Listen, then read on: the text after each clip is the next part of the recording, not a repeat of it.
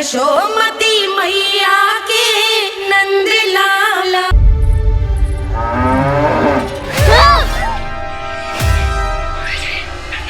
हे नारायण मैया, तुम सब डर क्यों गए? कोई भी तो नहीं है यहाँ। पर वो तो है, सावित्री मासी का रक्षक बलदार।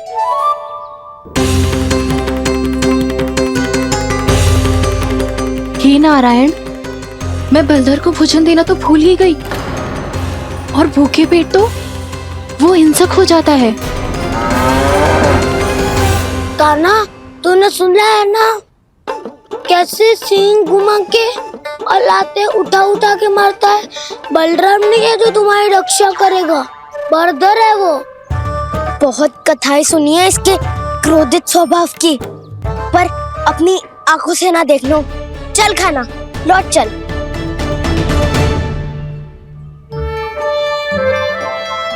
रुक जाओ, चिंता की आवश्यकता ना है। हम पे क्रोध ना करेगो ये।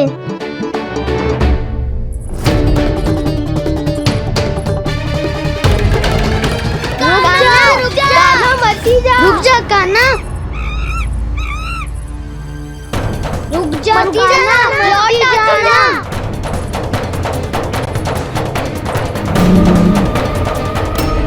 देखो कैसे स्वागत करो है।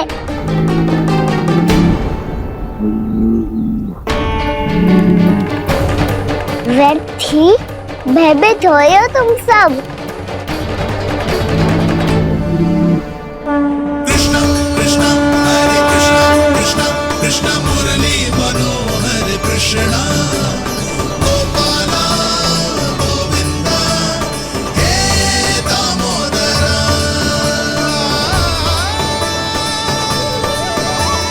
कृष्ण कृष्ण हरे कृष्ण कृष्ण कृष्ण मुरली मनोहर कृष्ण।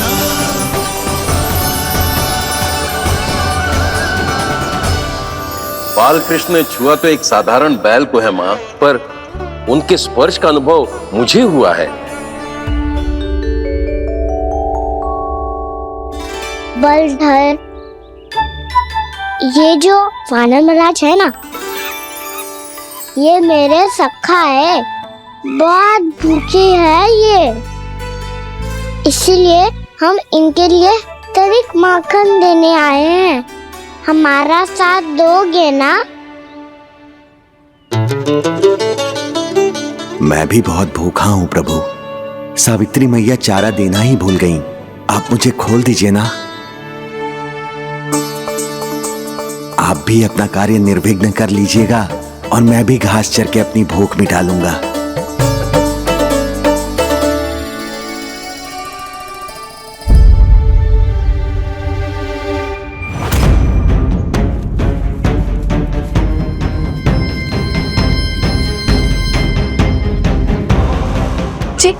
क्या कर रहे हो जी? कान्हा पागल हो गया हो क्या? मती कोल कान्हा, जे सीधा हमारी ओर आएगो और अपनी सींगों से उड़ा के चला जाएगो।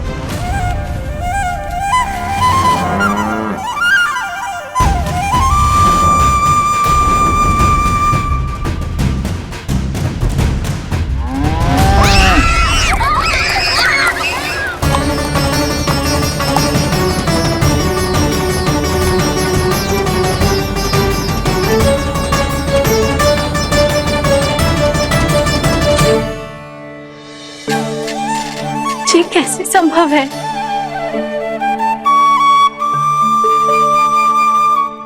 अब खड़े खड़े देखते ही रहोगे? भीतर चलना है कि ना? तूने तो बलधर को भी अपनी टोली में मिला लियो का ना? भैया कहती है मैं बात विशेष हूँ, तो अब विशेषता दिखानी तो पड़ेगी। चौर्य विद्या प्रसारण टोली का अध्यक्ष हूँ मैं। चौर्य विद्या प्रसारण टोली? चौर्य विद्या प्रसारण अर्थात चोरी की विद्या का विस्तार करना। प्रभु, ये बालकृष्ण कैसी सीख दे रहे अपने सखाओं को? द्वार तो बंद है, भीतर प्रवेश करने का कोई उपाय तो खोजना पड़ेगा। सच्ची में मति भ्रष्ट हो गई है मेरी। अब अंदर कैसे जाएगा कान्हा? कहीं वापस ना चला जाए। मिल गो उपाय कान्हा।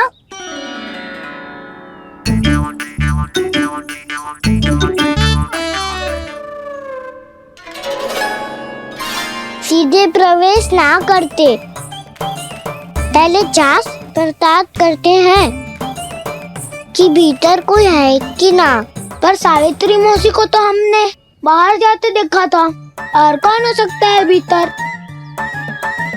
ऐसे बार बलदर था, वैसे भीतर कोई और हो सकता है नारायण? फिर तू ही जा, मैं ना जाऊंगा भीतर। माखन चुराना भी सरल ना है, सिर तक रहना पड़ता है। माता यशोदा यदि ये सब देख ले तो उनके मन को कितना दुख पहुंचेगा।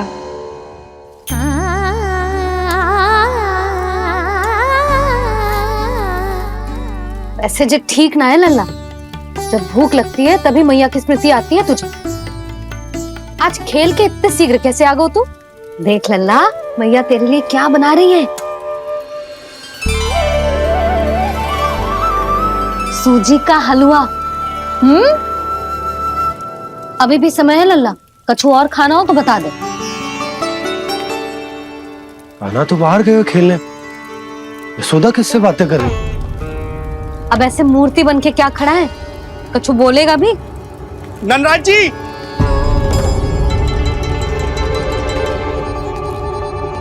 नंदराज जी, लगभग सभी को सभा की सूचना दे दी है, और जो तनिक दूर रहते हैं उनके बंसी गए हुए हैं सूचना देने के लिए, और उपनंद भैया आपकी चौपाल में प्रतीक्षा कर रहे हैं। चलो। देख लल्ला, अभी क्षण भर पहले तो पीछे ही खड़ा था, कहाँ चला गया? देख लल्ला जी, लुक्का छिपी खेलने का समय ना है। चल मिलके नारायण को प्रसाद चढ़ाते हैं। कान्हा, कहाँ चला गया?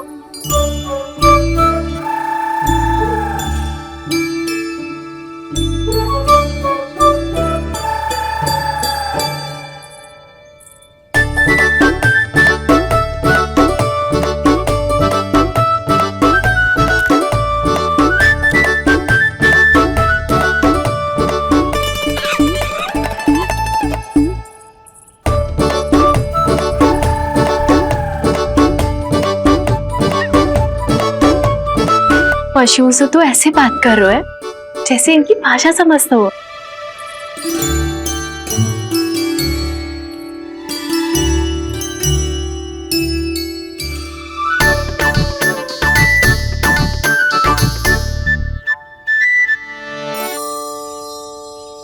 लग तो है यही रखा है सारा का सारा माखन।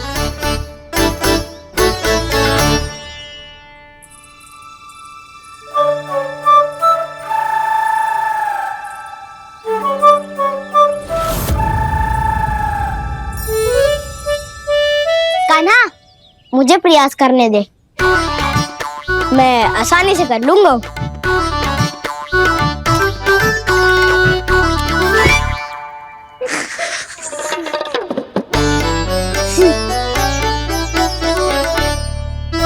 सावित्री के घर की कुंडी इतनी आसानी से नहीं खुलेगी लल्ला।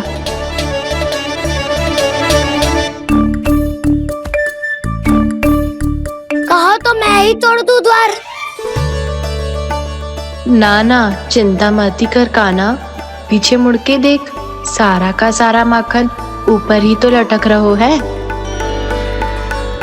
कोई लाभ ना हो तो दाऊ, माखन तो वो रो।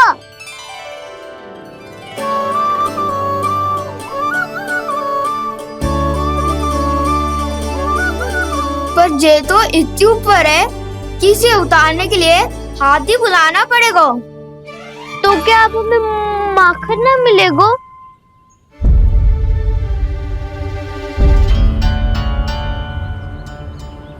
मुझे क्या पता था कान्हा की तू सच्ची में आने वालो है ना, तो मैं इतनी ऊपर लटकाती ही ना, ऊपर से चौकी भी रसोई घर में बंद है। ये तो स्वयं चाहती है कि कृष्ण इनका माखन चुरा ले। अविश्वसनीय है ये। यही तो लीला है देवी, लीलाधर श्री बाल कृष्ण की लीला, श्री बाल कृष्ण की लीला। कोई उपाय ना है कान्हा? इतनी पर्वत जितनी ऊंचाई पर तो चढ़ ना सकते हम।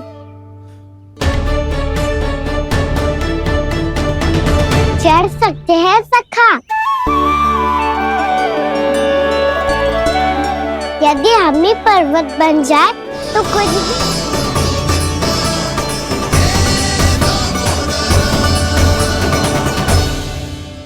हम सबसे ऊपर कौन चढ़ेगा? नाना मैं ना करूँगा, ये संभव ही ना है, मुझसे ना हो पाएगा। मैं चढ़ूंगा सबसे ऊपर।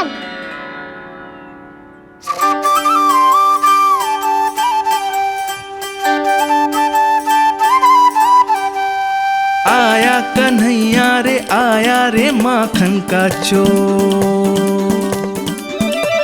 न ध्वनि कोई हो न पता कुछ लगे, आए चुपके से ग्वालों की टोली।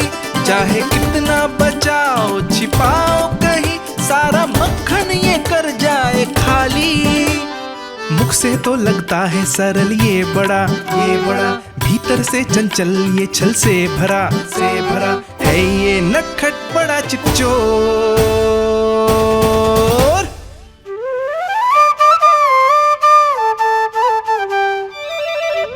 भोला भाला कान्हा है माखन का चोर, भोला भाला कान्हा है माखन का चोर, भोला भाला कान्हा है माखन का चोर, भोला भाला कान्हा है माखन का चोर।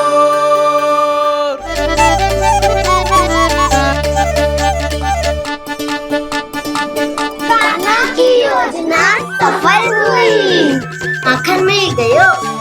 तैयार हो सब? हाँ। तो लो फिर अब खाएगो जी मेरा माखन।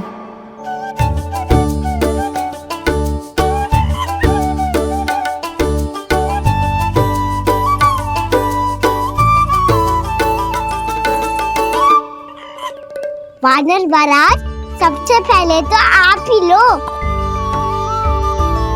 हैं?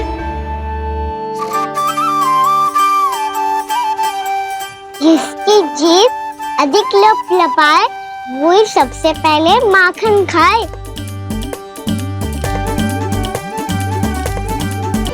स्वयं हाथों से अपने ये बांटे, पूरी टोली को माखन खिलाए। बड़ा नटखट है नंद किशोर। लो दाऊ, ये आपका।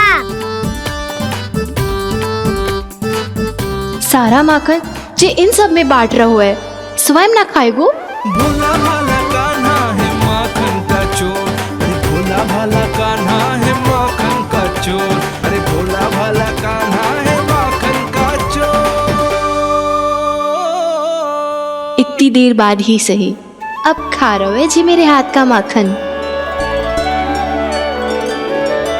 प्रभु, ये जो भी करते हैं उसके पीछे कोई ना कोई उद्देश्य अवश्य होता है।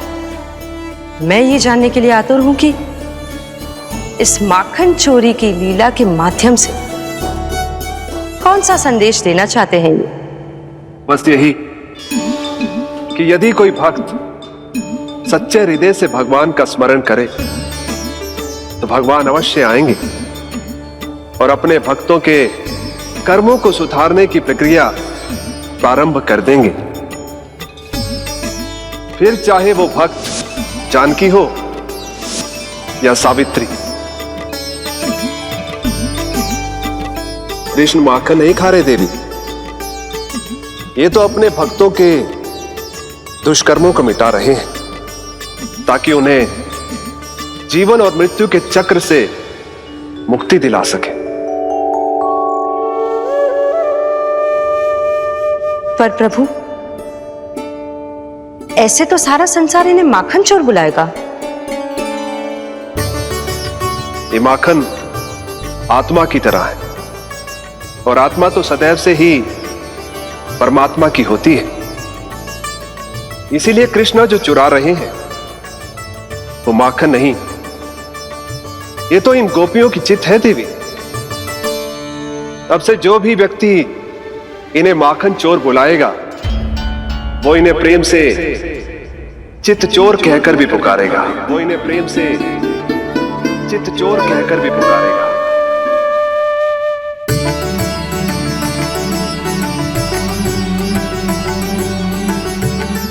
सही कहा आपने प्रभु, चित्चोर तो है ये। इन्होंने केवल गोपियों का नहीं, अपनी मैया का भी चित्त चुराया है। कान्हा, देख लल्ला, अब सामने आ जा। लल्ला,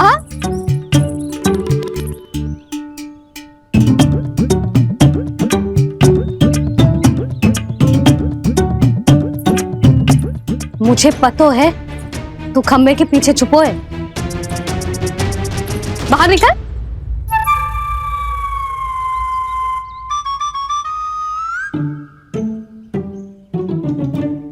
मैया,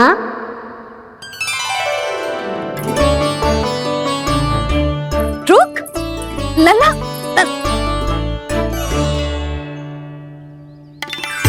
ठीक है, मत ही आ। मैं अकेले अकेले पूजा करने जा रही हूँ।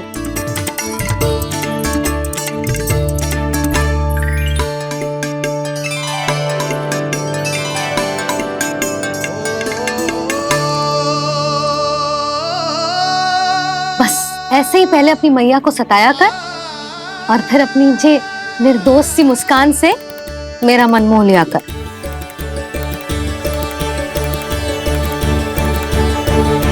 और चाहिए?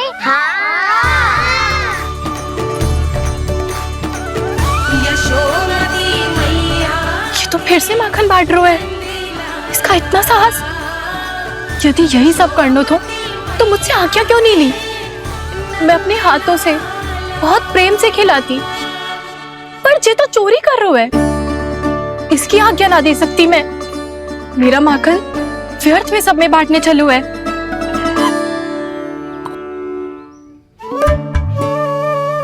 दो वानर महाराज और तनिक ले लो। सखा तो सखा, ये तो वानरों में भी बांटने लगू है। और चाहिए? नाना, नन्ना है। भैया ने क्या कही थी? लोभ बहुत भयानक राक्षस है। पर कान्हा, अभी तो गले तक ही गया है माखन। पूरी मटके चट कर गए और माखन अभी तक गले तक ही पहुंचा है। हाँ, भूख तो अभी मेरी भी ना मिटी है। वसंता, इसे तुम ले लो।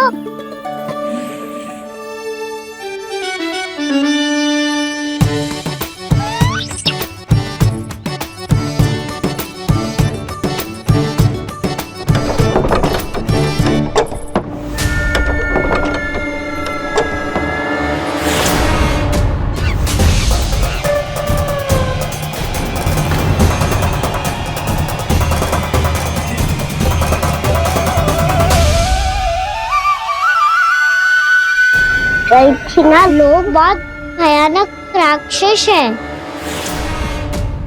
जी अच्छी बात ना है कान्हा।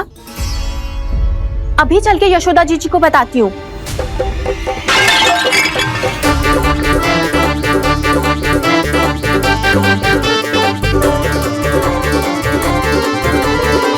पर आप ही नहीं तो कही थी कि आप किसी को कछु ना बताती, बल्कि प्रसन्नता से खिलखिल जाती।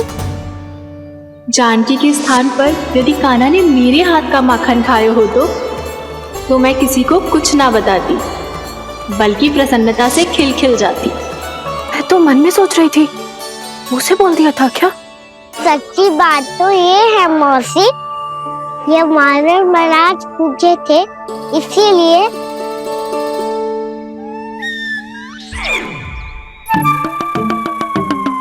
कल मैं इसीलिए ना बेच पाई क्योंकि हाट जाने के लिए सकट ही ना मिलो और आज बेचने के लिए तो माखन ही ना बचो। चिंता मत करो मौसी, 2 गुनों से भी अधिक मिलेगा। भूखे की भूख मिटाने का पुण्य प्राप्त किया है आपने। बस आप मैया को कछुमती बताइयो।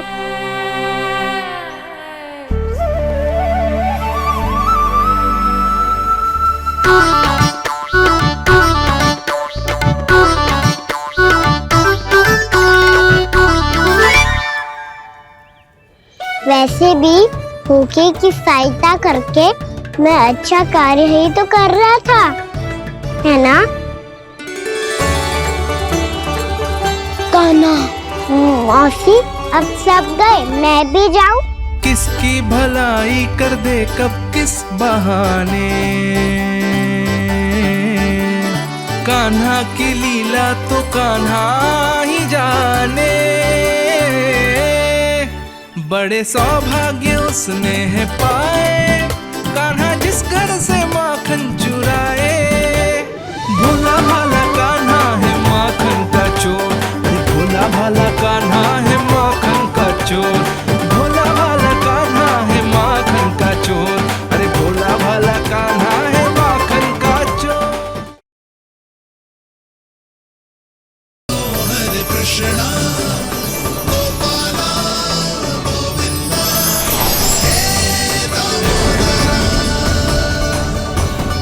भाग्य,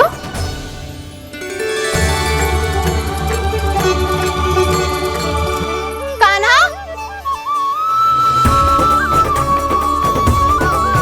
एक तो चोरी की और ऊपर से मूर्ख बना के भाग को। ये ठीक ना है, मुझे यशोदा जीजी को बताना ही होगा, और वो भी इसके घर पहुंचने से पहले।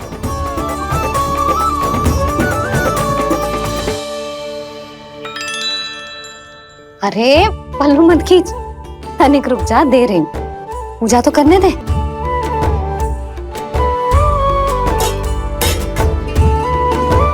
ले, अब जितना मन करे उतना प्रसाद खा।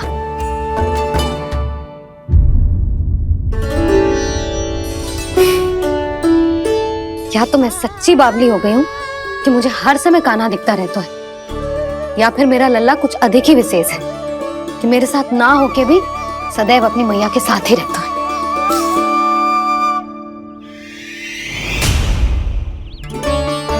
आज तो कैसे प्राण बचे नारायण ही जानते हैं। मैं तो पाऊ को सिर पर लेके ऐसे सरपट भागो कि पूरे गोकुल में बड़ बोले।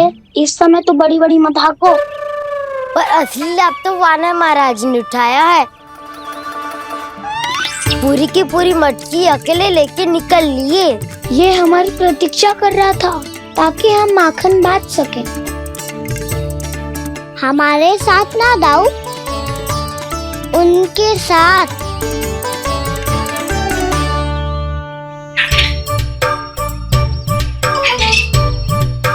मैं समझ गो कान्हा, एक ना सभी जानवरों की भूख मिट जाए, इसलिए गया था तू सावित्री मौसी के यहाँ माखन चुराने। इससे पहले कि वो हमारे यहाँ पहुँच जाए, हमें घर पहुँचना होगा दाऊ। चाहे कछु हो जाए, पर देरी ना होनी चाहिए।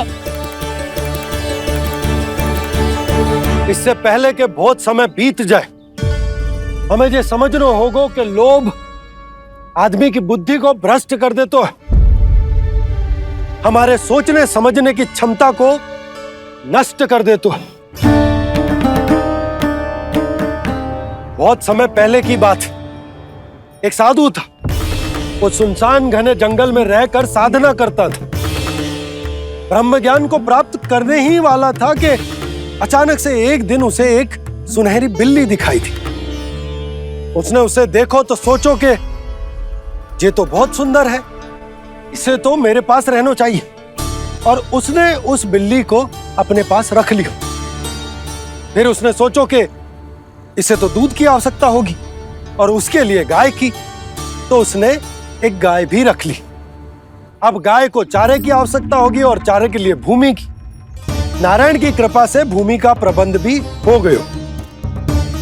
अब भूमि को जोतनो है, चारा उगानो है, चारा काटनो है और उसे गाय को खिलानो है। गाय को खिला के उसे दूध निकालनो है और दूध निकाल के बिल्ली को पिलानो है।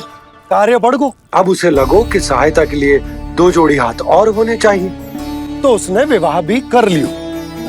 कुछ समय बीतो और संतान हो गई और उसे एक बड़े घर की आवश्यकता अनुभव हुई। इसी प्रकार धीरे धीरे लोभ ने उसे अपनी छाया में ले लिया और वो नारायण की साधना कर ब्रह्म ज्ञान को पाने के अपने परम लक्ष्य को भूल गो। फिर अनेक वर्ष बीतने के पश्चात उसकी अपने गुरु से भेंट हुई। पहले तो उन्होंने उसे पहचाना नहीं और पहचानो तो उनने कही कि एक बार, बस एक बार अपने कर्तव्य से भटका था तू, और देख कैसे देखते ही देखते लोभ के जंजाल में गहरे ही गहरे धंसता चला गया। सोचो, कहीं उस व्यापारी को धन के लोभ में अपना वचन देकर आप सब भी जेही भूल तो ना करने जा रहे। परिवार, घर द्वार, भोजन, सुख शांति, जीने के लिए आवश्यक जिस सब कुछ तो है आपके पास। इसीलिए मुझे चिंता हो रही कि जिस प्रकार उस साधु ने ब्रह्म ज्ञान प्राप्ति का अवसर गवा दिया था, आप सब भी इस लोभ में आकर अपना सुख चैन ना गवा दो।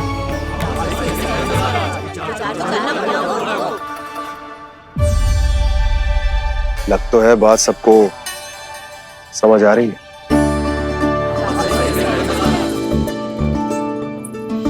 भाभी आसानी से ना मिलने देंगी कान्हा से, पर उसे देखे बिना रहा भी तो ना जा रहे हो मुझसे। कहाँ है वो? मुझ पे बहुत क्रोध है उन्हें। इतने शीघ्र शांत ना होगा, उन्हें मनाना तो पड़ेगा ताकि मैं नंद भवन में फिर से बिना किसी रोक टोक के आ जा सकूं। पर क्या बोलूं, कैसे मनाऊं उन्हें?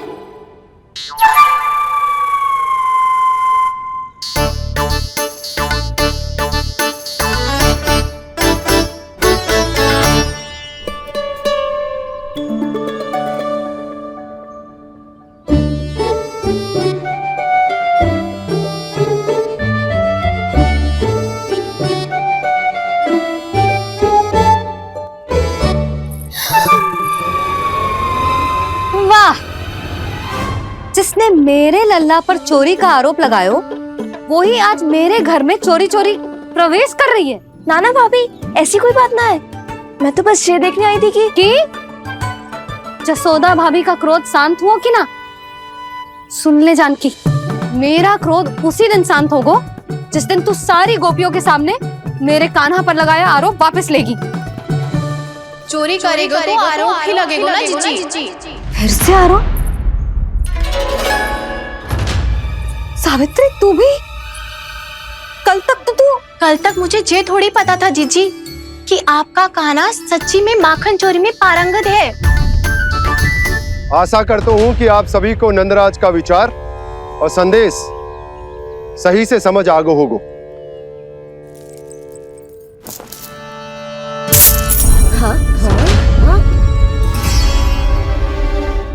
सिक्कों की खनक बता रही है कि पोटली कितनी भारी है। एक ही दिन में कितनों धन पा गई जे। हमें भी इससे अधिक धन अर्जित करना होगा, तभी तो हम अपने उज्जवल का भविष्य उज्जवल कर पाएंगे। पहली बार कछु बुद्धि की बात की है तूने। नंदराज, हमारे मन में आपका बहुत सम्मान है, पर हम जो करना चाह रहे हैं वो लोभ ना है, वो तो विकास है। हाँ नंदराज, हम अपना और अपने संतानों का भला बुरा सोचे बिना कब तक अपना जीवन इस प्रकार जीते रहेंगे? फिर पिछले 4 वर्षों से हमने आपको कर भी तो ना दियो है। मुझे तो लगता है कि नंदराज की बातों पर शांति से सोच विचार के बाद ही कुछ निर्णय लेना चाहिए। ऐसा मौका बार बार ना आता। नहीं, हमें सोच विचार कर निर्णय लेना है सबने।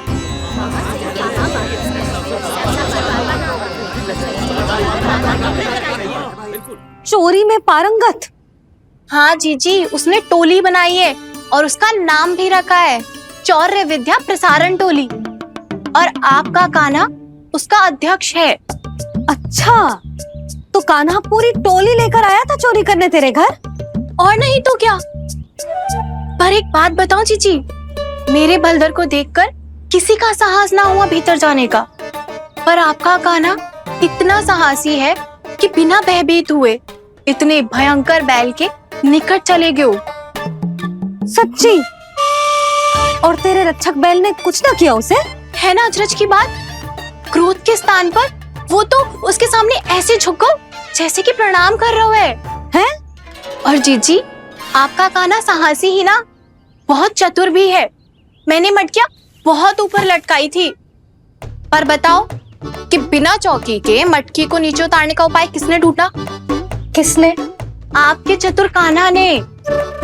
उसने अपने सखाओं को पर्वत बनायो और एक पक्के सेनापति की तरह बिना भयभीत हुए उनके ऊपर चढ़ गयो और मटकियां उतारने लगो। और एक ही ना, तीनों की तीनों मटकियां उतार ली।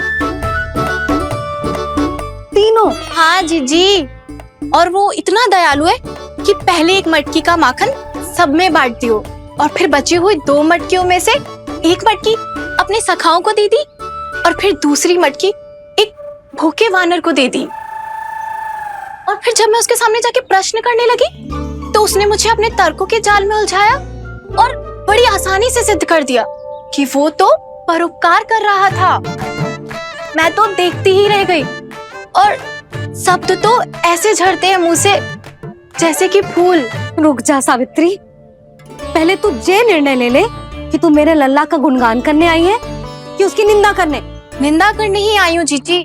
जानकी सत्य कह रही थी, आपका कान्हा माखन चोर ही है और बलराम के साथ भागा था। बलराम क्यों? वो तो साक्षात गरुड़ देव की पीठ पे बैठ के उड़ के आयो है, तभी तो तुझसे बहुत पहले आके यहाँ बैठ गओ ना। आज ना चुगले। और तुम दोनों व्यर्थ में इन सब पर दोष लगा रही हो। कान्हा के निकट जाने का प्रयास भी मत ही करना। पहले मेरे लल्ला पर आरोप लगाती हो, फिर उससे मिलना भी चाहती हो।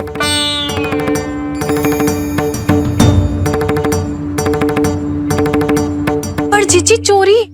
अरे उसे तो चोरी का अर्थ भी ना पता होगा। तुम दोनों को नारायण का भय भी ना है क्या? हाँ, मेरे लल्ला पर आरोप लगाने से पहले तुम दोनों को लज्जा ना आई? हे नारायण, अब आप ही बताओ मैं क्या करूं। लग तो है किसी की घोर दृष्टि लगी है कि बार बार मेरे लल्ला पर आरोप लगते हैं। किसी की क्या, तुम दोनों की दृष्टि लगी है।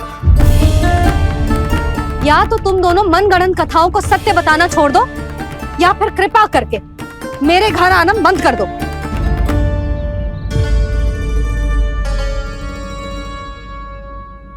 अब दोनों मुंह क्या ताक रही हो? हाँ, जाओ यहां से। और तुम दोनों नंद जी की सभा में क्यों ना गई? हाँ?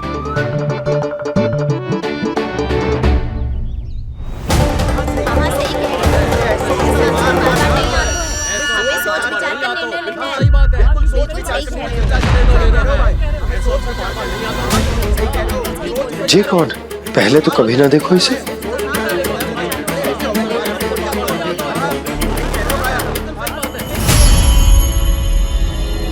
कहाँ को? बस करो।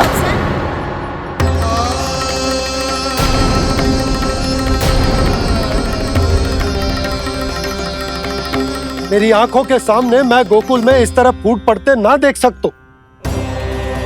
राजा हूं मैं, परंतु आज तक मैंने कोई भी निर्णय आप सब पर ना थोपो और ना ही आज थोपूंगा। मुझे पता है आप सबके पास कल सूर्यास्त तक को समय, इसीलिए मेरी विनती है कि आप घर जाकर रात्रि को इस बात पर पुनः विचार अवश्य कीजिएगा। सोचिएगा कि कोई भी व्यापारी अविश्वसनीय रूप से सस्ता क्रय विक्रय क्यों करेगा जब तक कि उसका कोई छुपा हुआ लाभ ना हो।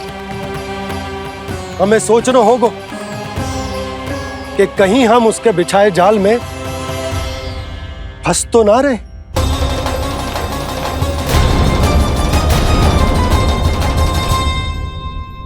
बच गए भैया, जैसे तैसे ही सही, पर समय से पहले पहुंच ही गए हो। सावित्री मौसी तनिक सी बात को इतना बड़ा चढ़ा के बोल रही थी जितना उज्जवल भी ना बोलतो।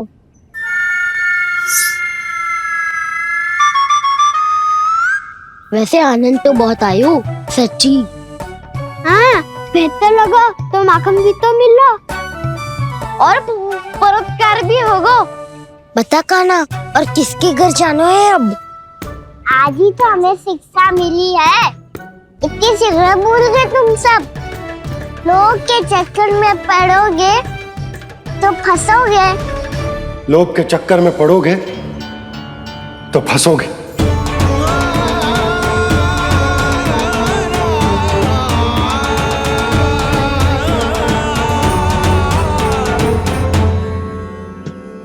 चोर चोर कह रही है मेरे निर्दोष से बालक को।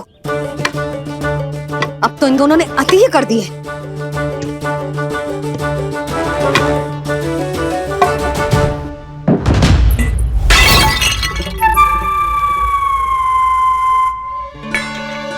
से भी अभी फूटना था। वैसे ही मैं इतनी चिंतित हूं। कैसे समझाऊं इन गांव वालों को?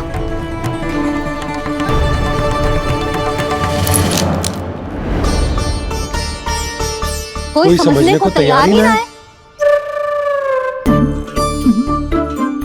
लगता है सबकी बुद्धि भ्रष्ट हो गई है। सही कह रही हो यशोदा तुम। मुझे तो लगता है कि सोचना समझना ही छोड़ दिया सबने। अनेकों तर्क देके समझा दियो, सिद्ध कर दियो, पर इनकी मोटी बुद्धि में कछु आतो ही ना है। यशोदा तुम तो तर्क की कह रही हो, मैंने तो उदाहरण देकर समझाने को प्रयास किया, पर अपनी बुद्धि के आगे कछु ना समझ में आ रहा इन गांव वालों को। क्या सारे के सारे गांव वाले मेरे लल्ला पर आरोप लगा रहे हैं? जी क्या कह रही हो तुम? मैं तो गांव वालों की बात कर रहा हूँ जो नारायण के नाम पर वचन देकर उस अपरिचित व्यापारी को अपने दूध, दही, घी, माखन सब देने को तैयार है। लो कर लो बात। मैं गोपियों की बात कर रही हूँ जो लल्ला पर माखन चोरी का आरोप लगा रही हैं। और आज तो सावित्री ने भी लल्ला को माखन चोर कह के पुकारो है।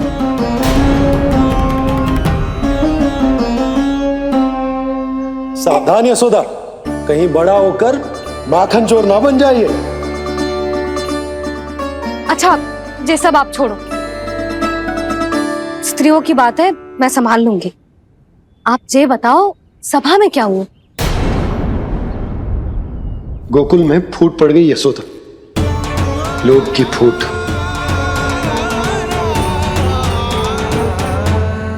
अरे रुको रुको रुको, व्यापारी जी रुकिए रुकिए। नंदराज ने प्रयास तो बहुत किया था व्यापारी जी, पर कुछ व्यक्तियों को छोड़ करके किसी के कान पे जूं तक नहीं रेंगी। इसका अर्थ फूट पड़ चुकी है लोभ की वजह से। बहुत ही शुभ समाचार लाए हो गुप्तचर। अब शीघ्र ही दिखेगा लोभ का चमत्कार।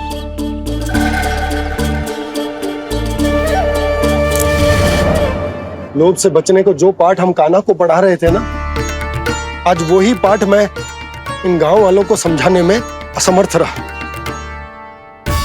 आप चिंता मत ही करो जी, धीरे धीरे सब ठीक हो जाएगा।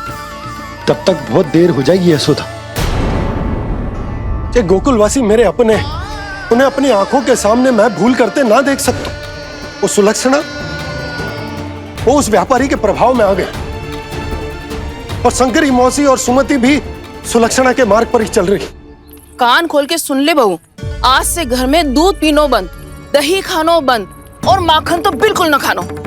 पर मैया, पर किंतु परंतु कुछ ना सुननो मुझे। सुलक्षणा की जैसे धनवान बननो है कि ना?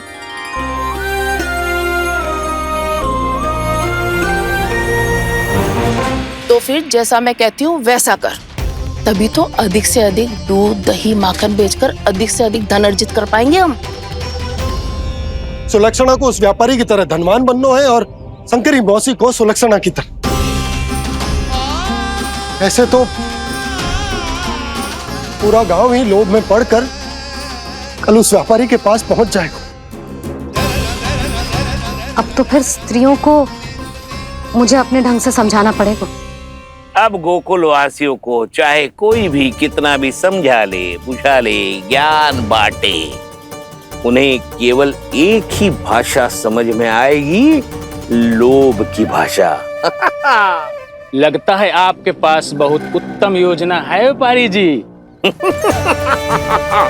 सब झटक लूंगा।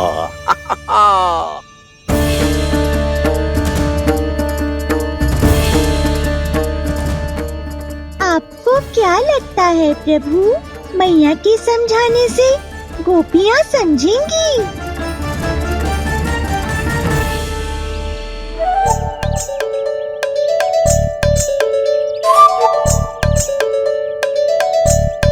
कान्हा, और कितनी प्रतीक्षा करवाएगो?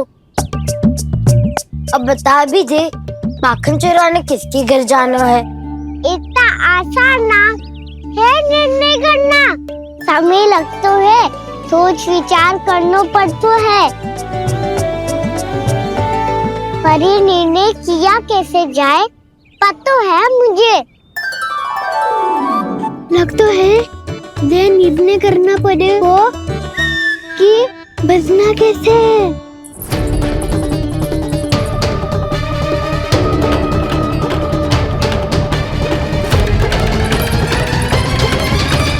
सावित्री मौसी ने हमारे चौरे विद्या प्रसारण के बारे में सबको बता दियो क्या?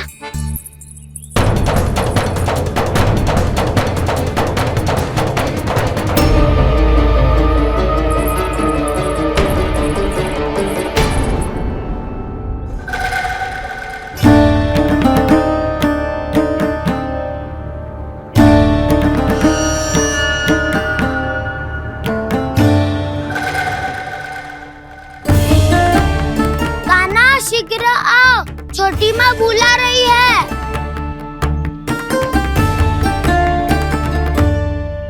अब डांट भी पड़ेगी और कुटाई भी होगी। चौरी विद्या प्रसारण कल ही आरंभ हुआ था और आज ही समाप्त हो जाएगा। सब इतने गंभीर क्यों है आज? गंभीर तो होंगे ही ना दाऊ, क्योंकि मैया आज अच्छा वाला पाठ पढ़ाने वाली है।